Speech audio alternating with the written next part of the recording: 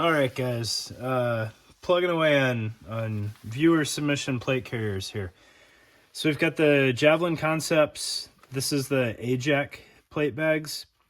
They also have B-JAC. I was looking around on the site, but it was on my phone. I'm not sure what the difference between the A-JAC and the B-JAC is. Could be extensive, could be rather minimal. Not sure. These are the A-JAC bags. He sent it to me fully set up, and I didn't want to throw that off too much or lose track of where I need to put things back. So some of the stuff is obviously not inherent to the plate carrier, right? Like you're not going to get a hydration tube. But I didn't want to mess this up too much and be that guy. All right. So the A-JAC plate bags from Javlin Concepts, I reviewed one of his plate carriers before. It was kind of a prototype in between a couple different models and back kind of when he first started. Still, a lot of the same inherent capabilities and design features are present in this vest, and some of them are pretty cool. Others are just kind of his own flavor, which is totally fine. All right, so big focus on laser cutting. I'll always be a fan of laser cutting, but it's mostly the top portion of the plate bag here. The bottom portion is pure Velcro for mounting placards and whatnot. And I have one of his placards here. So this is, ignore the first Spear multi-mag pouches. It's a straight Molly placard. There's no top attachment, which is kind of unique. There are tubes on the side, and really that's all you need. He's got the full-size Velcro field, so the whole thing is lined with Velcro, and then when you throw the cummerbund on, like it really can't move at all. I understand if some people are a little hesitant about that, but you really don't need the top buckle if you've checked that box through other means, right? I didn't want to take the mag pouches off and have to put those back on for him. If you haven't seen the First Spear multi-mag pouches, they're really cool. They're kind of dial retention with the BOA dial on the bottom. I talked about them with the Sabre Solutions ABS flap. So if you got any questions on those, check out that video. I promise it's pure Molly underneath with Velcro on each row. All right. I think the placard is $50. I pieced it all out and then I immediately forgot it. But the placard is $50 without the pouches, but with tubes.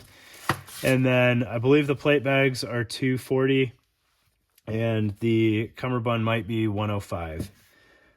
This is his Omni pouch. I want to say it was $25, kind of a wingman style pouch. It is not reversible, which is kind of interesting. So I don't know. I apologize. I didn't check. Maybe there's a left hand and a right hand that you can buy. I should have double checked that. But it's kind of a catch-all radio, magazine, wingman type pouch. The viewer that sent this to me did make a note. He actually sent me a cool write-up with all the pieces and kind of why. He said he uses it. He's not a huge fan of it particularly. He said it's a little bit uncomfortable, which I makes sense, right? If you had magazines in there, the corners of the magazine are exposed on the bottom there. I can see that digging in. Same thing with radios. Maybe not the most ideal option, but $25 for kind of, you can change your retention, you can change your ride height on it. Not a bad deal as long as it works for you. The top portion of the plate bag, there's provisions. You could put G-hooks on there if you wanted to. You can put side release buckles. All the options for any placard that you want are built in. You just have to buy the hardware itself. The cummerbund is one of the big selling points on the Javlin Concept stuff. He's got a couple different plate carrier or cummerbund options. I think the video I did previously had kind of the other option. But he's got this stretchy Molly, and it's very similar in function to what Arbor Arms does. However, it has a center core of elastic as well, so in theory it could hold up better over time. Terminated in tubes, and then Velcro connection in the back, but you can see it doesn't have a lot of stretch, just enough for some breathing comfort. And I'll show you how that attaches in just a minute. Looking internal on the plate bags, one unique feature of the Javlin Concept stuff is that they're top load. The viewer that sent it to me says he uses medium ESAPs. I was trying to get them in, and it was a little bit of a fight.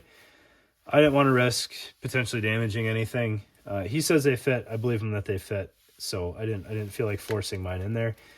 But it is top closing. That gives you the option. You can cleanly use swimmer or sappy cut plates because you don't need to worry about that top corner on the plate bag.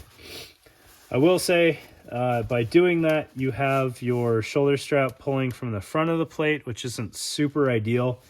It's more comfortable if it pulls from the back side of the plate, but that can be done fairly comfortably without too much issue.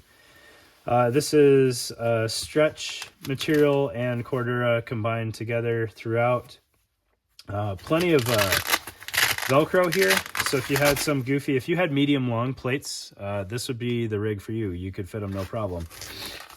I've never seen medium long plates, but I know they exist. You've got Velcro so that you can put pontoons or ventilation or what have you. The shoulder straps are kind of unique, or not the shoulder straps, I'm sorry, the pads here. I believe these are Javlin pads. I couldn't find them on the website, but from reading his write-up, it seems like they are. And it's kind of this rubberized foam with kind of a loop backer on it. Very similar in function and mounting to the core ice fence. Again, I think they're a Javlin product, but I couldn't find them on the website, so I'm not sure. And I definitely don't know how much they cost.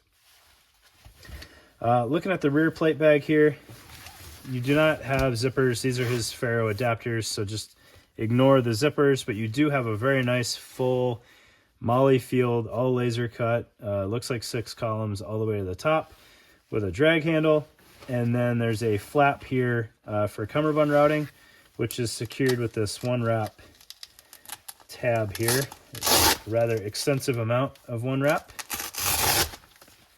But once that's freed, you can raise your flap and adjust the mounting on your cummerbund. If nothing else, the Javlin stuff, I do like the cummerbund options. They're both well thought out, and they give you a lot of interesting capability. This one is Molle inside and out, so you can have side plate pockets and still use the external face of the cummerbund just fine. All right, and then you've got just enough room to mount it. You could not run a 3-band cummerbund on here. There's not enough room under the flap, but more and more, I'm a big fan of 2-band cummerbunds. So that doesn't bother me at all. It might bother you. I don't know. I do kind of like again, he's got the scallop here.